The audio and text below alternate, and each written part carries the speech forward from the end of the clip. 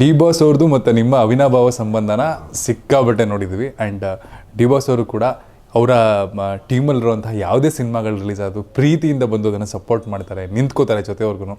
ಅವರಿಗೆ ಉಪಾಧ್ಯಕ್ಷ ಮಾಡ್ತಿದ್ದೀವಿ ಅಂತ ಗೊತ್ತಾದ ತಕ್ಷಣ ಅವರ ರೆಸ್ಪಾನ್ಸ್ ಹೆಂಗಿತ್ತು? ತುಂಬ ಖುಷಿಪಟ್ಟರು ಅವ್ರು ಯಾವತ್ತಿಗೂ ಏನೂ ಹೇಳಿಲ್ಲ, ಮಾಡಬೇಕು, ಗೊತ್ತಿಲ್ಲ ಯಾರ್ದು ಹಣೆ ಬರ ಭಗವಂತ ಎಲ್ಲಿ ಬರೆದಿರ್ತಾನೋ, ಬಟ್ ನಾವು ಪ್ರಯತ್ನ ಮಾಡಿದ್ರೆ ತಾನೇ ನಾವು ಸಕ್ಸಸ್ ಆರ್ ಫೇಲ್ಯೂರ್ ಏನಾದರೂ ಗೊತ್ತಾಗೋದು. ಏನು ಮಾಡಿದೆ ಸುಮ್ಮನೆ ಇದ್ದು ನಮ್ಮ ಕೈಲಿ ಆಗಲ್ಲ ಅಂದರೆ ತಪ್ಪು, ಮಾಡ್ತಿದ್ಯಾ ಮಾಡು ಒಳ್ಳೇದಾಗಲಿ ಅಂತ. ಆಮೇಲೆ ಖುಷಿ ಆಗುತ್ತೆ. ಆಮೇಲೆ ಬೇಕು ಸರ್, ಯಾಕಂದರೆ ಈಗ ಸ್ಟಾರ್ಸ್ಗಳು ಅಂತ ಬೆಳೆದು ನಿಂತಾಗ ಅವ್ರನ್ನ ಜನ ಫಾಲೋ ಮಾಡ್ತಿರ್ತಾರೆ.